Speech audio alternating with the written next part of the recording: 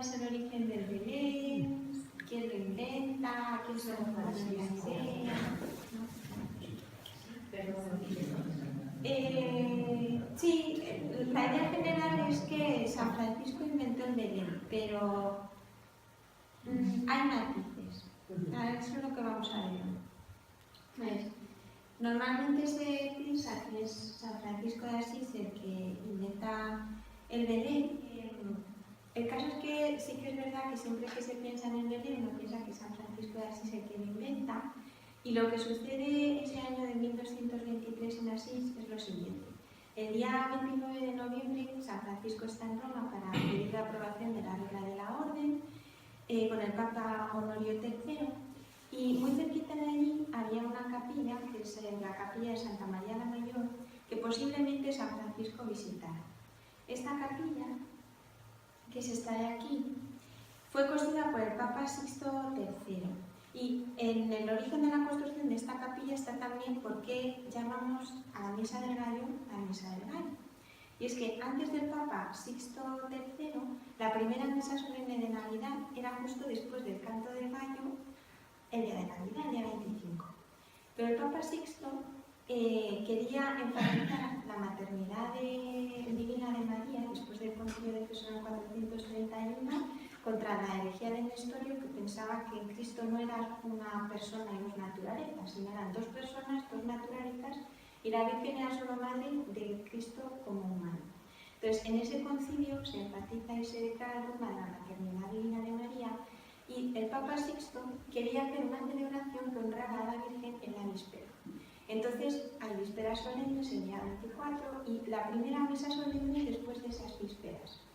Entonces, al final, esa misa, que es la nuestra de hoy del gallo, adquiere el nombre de la primera solemne, que antes era el día de Navidad, la misa del gallo al canto del gallo. Entonces, una vez dicho esto, pues el Papa Sixto hace construir en esta basílica una pequeña capilla con la forma de la cueva de Belén, y aquí se encuentran unas pequeñas piedras que pertenecen precisamente a la cueva de Belén, para honrar a la maternidad divina de María, como digo.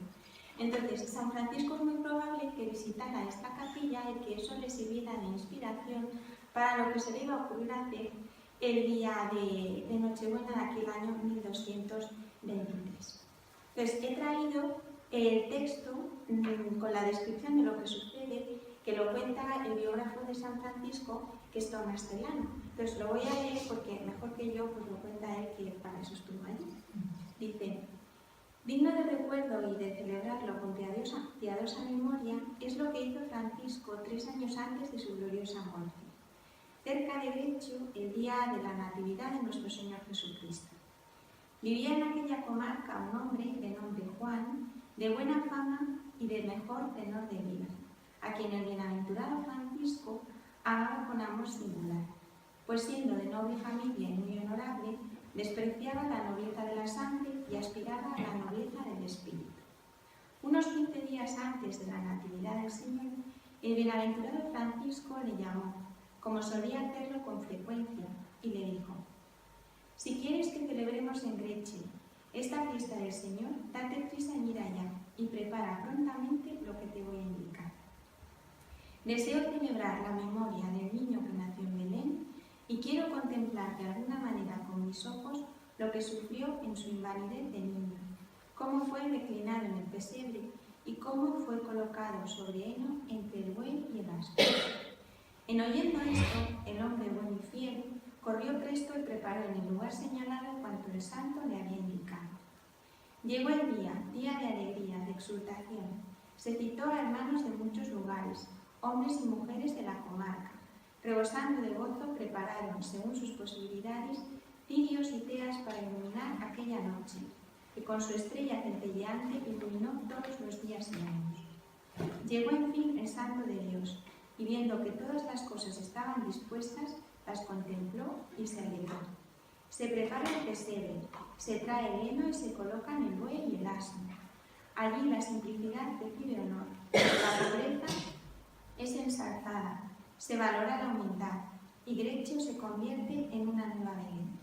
La noche resplandece como el día, noche placentera para los hombres y para los animales. Llega la gente y ante el nuevo misterio saborean nuevos gozos. La selva resuena de voces y las rocas responden a los himnos de júbilo. Cantan los hermanos las alabanzas del Señor y toda la noche transcurre entre cantos de alegría. El Santo de Dios está de pie ante el pesebre, desbordándose en suspiros, traspasado de piedad, derretido en inefable gozo. Se celebra el rito solemne de la misa sobre el pesebre y el sacerdote goza de singular consolación. El Santo de Dios viste los ornamentos de diácono, pues lo era, y con voz sonora canta el canto del Santo Evangelio. Su voz potente y dulce, su voz clara y bien timbrada, invita a todos a los premios supremos. Luego predica al pueblo que asiste, y tanto al hablar del nacimiento del rey pobre como de la pequeña ciudad de Belén, dice palabras que vierten miedo. Muchas veces, al querer mencionar a Cristo Jesús, encendido de amor, le dice el niño de Belén, y pronunciando Belén como oveja que bala, su boca se llena de voz, más aún, de tierna afección. Cuando le llama niño de Belén o Jesús, se pasa la lengua por los labios como si gustara y saboreara en su paladar la dulzura de esas palabras. Se multiplicaban allí los dones del Omnipotente. Un varón virtuoso tiene una admirable visión. Había un niño que, exánime, estaba recostado en el pesebre. Se acerca el Santo de Dios y lo despierta como en un sopor de sueño. No carece esta visión de sentido, puesto que el niño Jesús, sepultado en el olvido de muchos corazones, resucitó por su gracia, por medio de su siervo Francisco, y su imagen quedó grabada en los corazones enamorados. Terminada la solemne vigilia, todos retornaron a su casa colmados de alegría. Se conserva el heno colocado sobre el pesebre, para que, como el Señor multiplicó su santa misericordia, por su medio se curen jumentos y otros animales. Y así sucedió en efecto. Muchos animales de la región circunvecina, que sufrían diversas enfermedades, comiendo de este heno curaron de sus dolencias. Más aún, mujeres con partos largos y dolorosos, colocando encima de ellas un poco de heno, dan a luz felizmente. Y lo mismo acaece con personas de ambos sexos. Con tal medio obtienen la curación de diversos males. El lugar del pesebre fue luego consagrado en templo del Señor. En honor del Beatísimo Padre Francisco, se construyó sobre el pesebre un altar y se dedicó una iglesia, para que donde en otro tiempo los animales partieron el pienso de paja, allí coman los hombres de continuo, para salud de su alma y de su cuerpo, la carne del Cordero Inmaculado e Incontaminado, Jesucristo, Señor nuestro, quien se nos dio a sí mismo con sumo e inefable amor, y que vive y reina con el Padre y el Espíritu Santo, y es Dios eternamente glorioso por los siglos de los siglos. Esto fue lo que sucedió en esta gruta, que fue donde San Francisco montó este Belén. Entonces, antes de leer las palabras de Benedicto XVI sobre este acontecimiento, si os fijáis, hay algunas diferencias con lo que hoy es el Belén. San Francisco solamente pidió el heno, la mula y el buey, pero no había ni Virgen María, ni San José, ni Niño Jesús. El Niño Jesús fue una visión de alguien que estuvo allí y que al ver el escenario quiso ver la imagen del Niño Jesús en el pesebre. Lo que sucede en el pesebre es la celebración de la Eucaristía. Lo que quería San Francisco realmente era que se vinculara la imagen del Niño Jesús con el misterio de la Encarnación, porque en aquella época era mucho más solemne y más celebrada la Pascua, la Semana Santa, que la Navidad, cuando la Navidad tiene también la importancia de que es cuando viene el Salvador al mundo.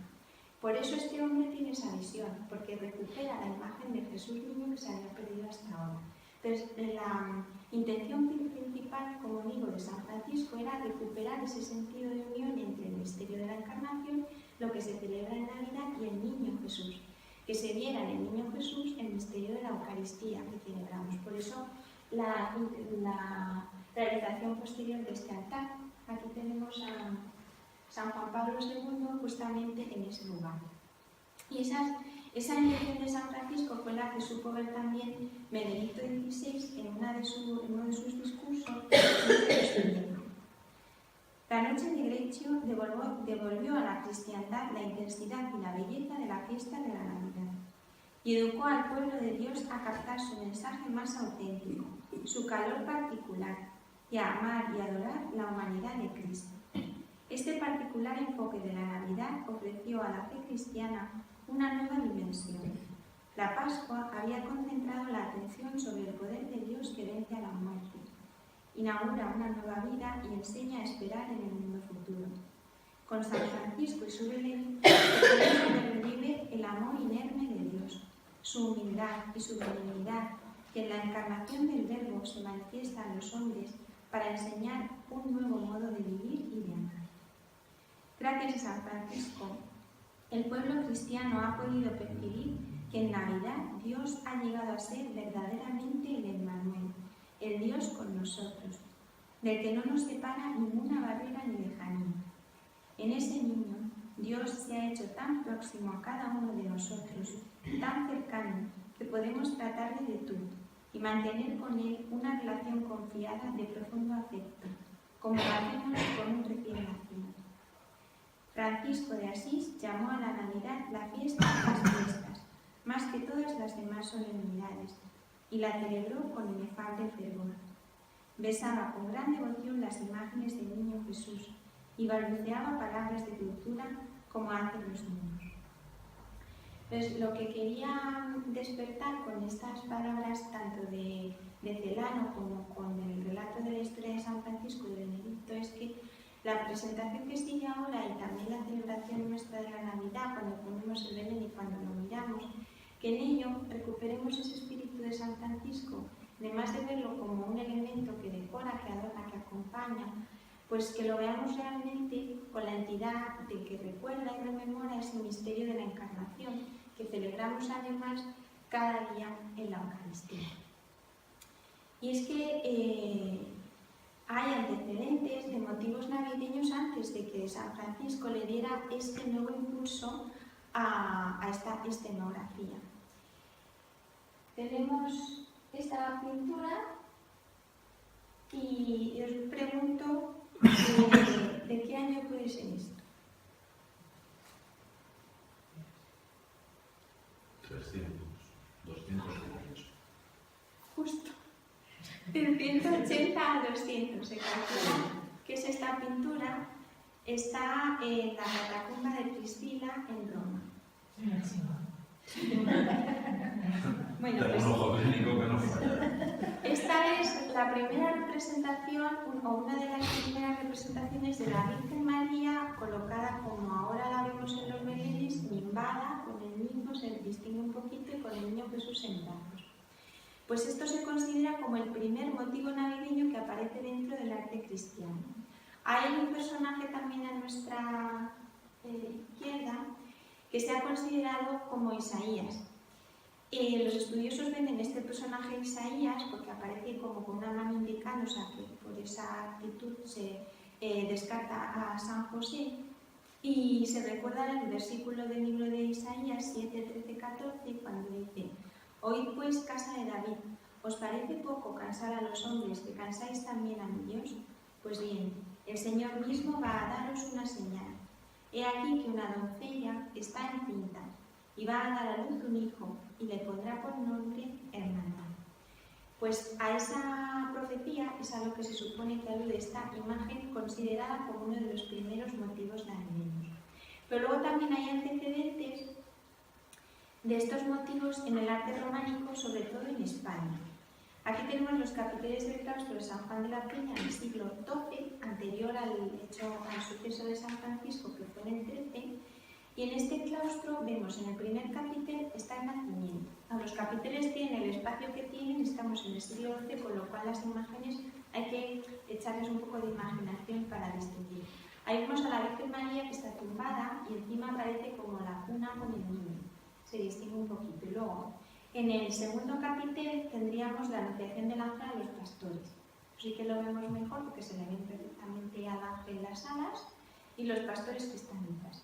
Y abajo tenemos a los Reyes Magos. Entonces no se conocían los camellos y a los Reyes Magos se les ponía siempre sobre caballos. Pues por eso aparecen montados como jinetes sobre caballos. Entonces, en este caso, los capiteles están en el claustro, así que serían capiteles ilustrados para la vista de los monjes, porque era lugar de clausura, para ilustrar pues, este tipo de escenas. Como sucede también en estos dos capiteles, este capitel doble del claustro de Santo Domingo de Silos. Aquí vemos la visitación, que se distingue muy bien en la primera parte a vuestra izquierda. En el centro tenemos el sueño de José. Ahí aparece José con la mano en el rostro, el sueño de José y el ángel que aparece en la parte superior diciéndole que no tenga miedo en recibir a María. Y luego después, que quería pasar a la siguiente parte del capítulo. Luego después tenemos la imagen de la Virgen María que aparece recostada como un diván. Entonces, esto también es para el uso y disfrute de los monjes, pero recordemos que el primer día decíamos que el arte cristiano tiene un sentido catequético, y aquí tenemos un ejemplo en esta portada de la Epifanía de la Catedral de Tarragona. Esta ya es del siglo XIII.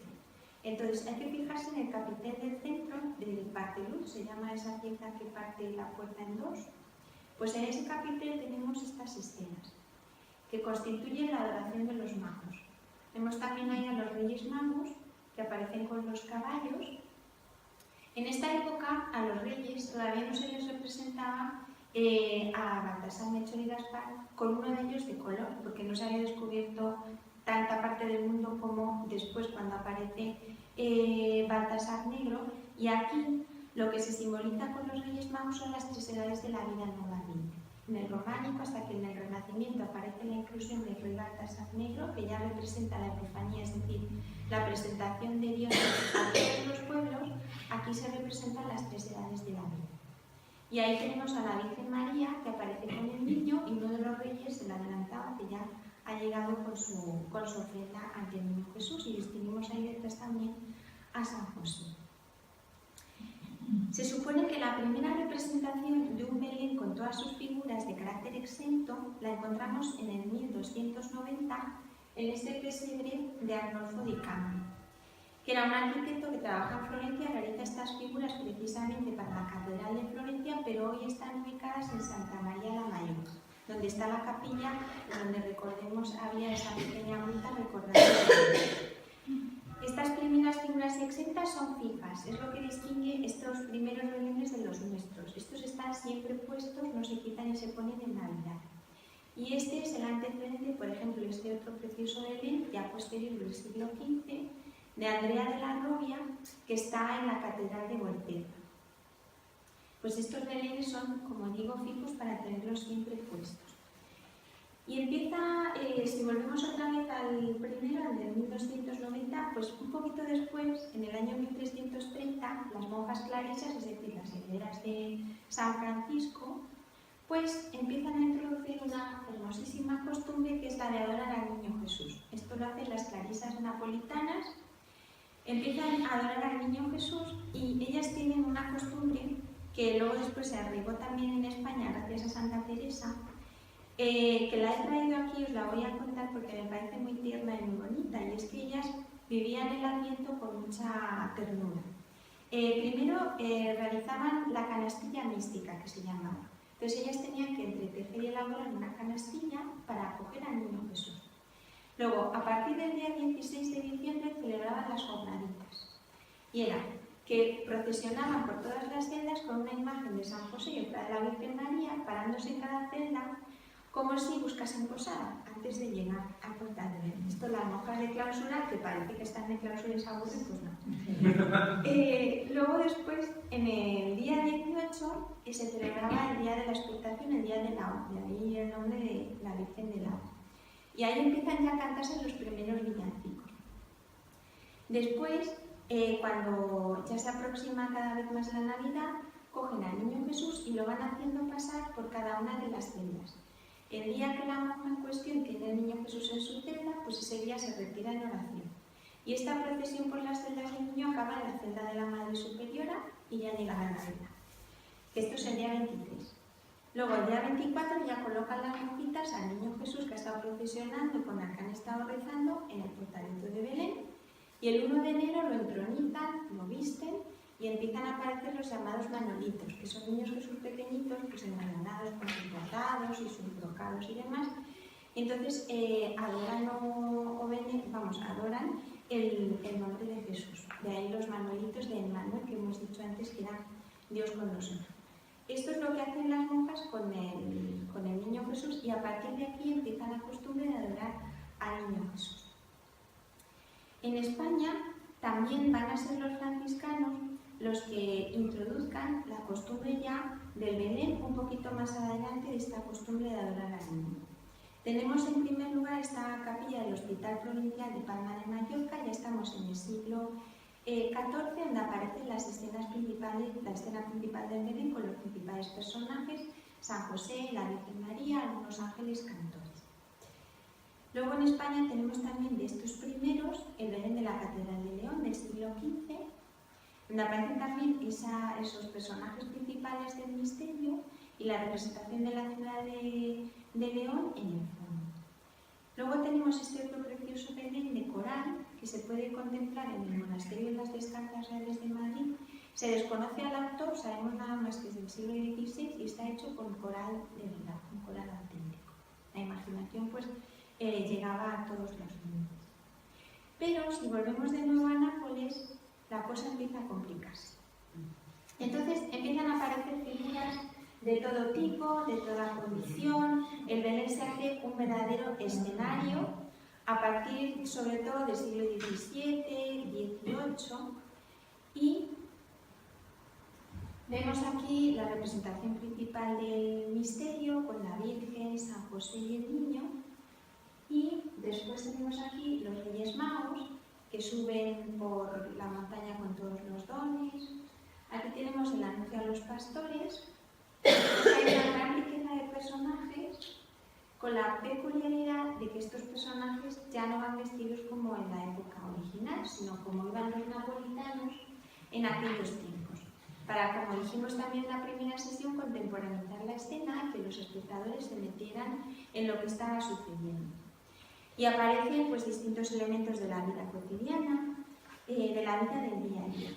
Y es que esto viene como herencia de que a partir del Concilio de Trento es cuando empiezan a complicarse los belenes en el siglo XVI, porque el concilio, igual que hablábamos aquel día de la Pasión, también ve en el Belén, en el nacimiento, una posibilidad buena para, frente al protestantismo, acercar a los fieles o hacer que permanezcan en la fe católica. Hay un Belén en España muy conocido, que es heredero de estos napolitanos, que es el Belén del Príncipe, que se puede visitar en el Palacio Real ahora mismo y que fue mandado a hacer por el rey Carlos III. El rey Carlos III, antes de ser rey de España, era rey de Nápoles, y en su palacio de Capodimonte era él tan aficionado a los belenes que hizo construir una sala exclusivamente para albergar el Belén. Cuando fue nombrado rey de España, quiso hacer uno para su hijo, el futuro Carlos IV. Entonces, por eso se llama el Belén del Príncipe. Trajo figuras tanto de Nápoles como también contrató a imagineros de España para realizar estas figuras. A partir de aquí empieza una nueva profesión, que es la del belenista. Hay escultores especializados en las figuras de belenes, que actualmente hay algunos muy importantes de los que hablaremos hoy. De este Belén enorme se conservan solamente 80 piezas, se supone mucho más grande.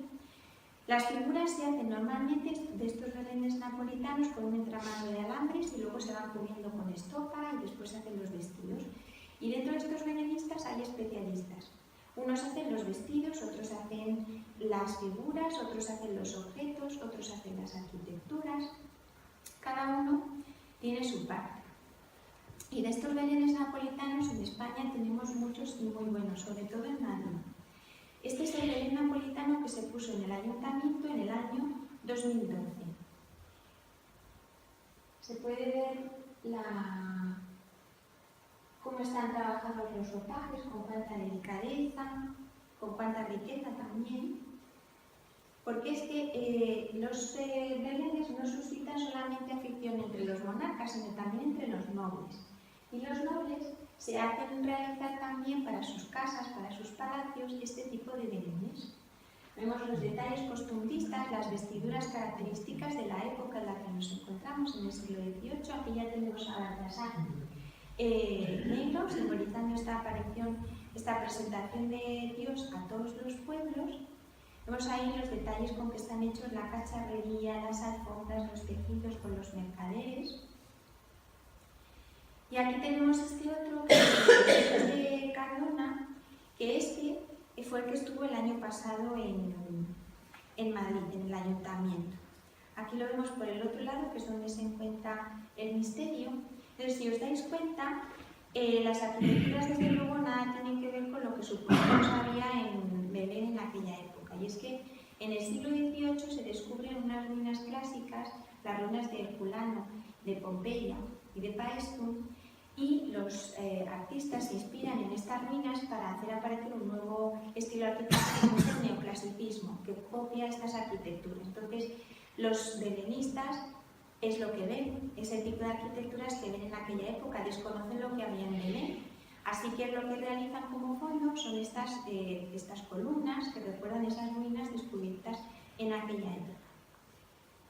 Este es un detalle del Templo del Misterio de este Belén de los duques de Cardona, que actualmente lo posee la 21ª duquesa de Cardona, pertenecen a la casa de los duques de Medinaceli, lo tiene en su casa, ella misma se ha encargado de restaurarlo, de cuidarlo, y lo tiene en una sala especialmente para contemplar. Los duques de Medinaceli fueron los que por primera vez permitieron al pueblo ver el Belén. Abrieron las puertas de su palacio, que antes estaba en el centro de Madrid, en el siglo XVIII, y a partir de ahí el pueblo también podía admirar estas figuras. Aunque la imagen no es muy buena, sí me gustaría que vierais el detalle con que están hechos los limones, en este caso, y todos los pequeños elementos, las hojas, los huevos. Todo está hecho con extraordinario detalle. De ahí se entiende que hubiera especialistas que cada uno se dedicase a una parte del Belén. Las uvas, todo. Y como os digo, de estos belenes napolitanos en España hay muchísimos por influencia de Carlos III y de que se trajo parte de su corte aquí. Y estos nobles se encargaban de estos belenes. Aquí tenemos de la Hermandad de la Estrella en Sevilla, también que conserva el mismo estilo, con los ropajes relocados.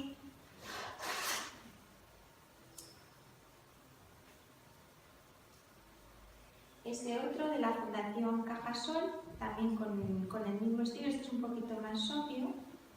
Luego tenemos de la Fundación Unicaja, también napolitana del siglo XVIII, con esas mismas arquitecturas que hemos visto anteriormente, influencia de aquellas ruinas.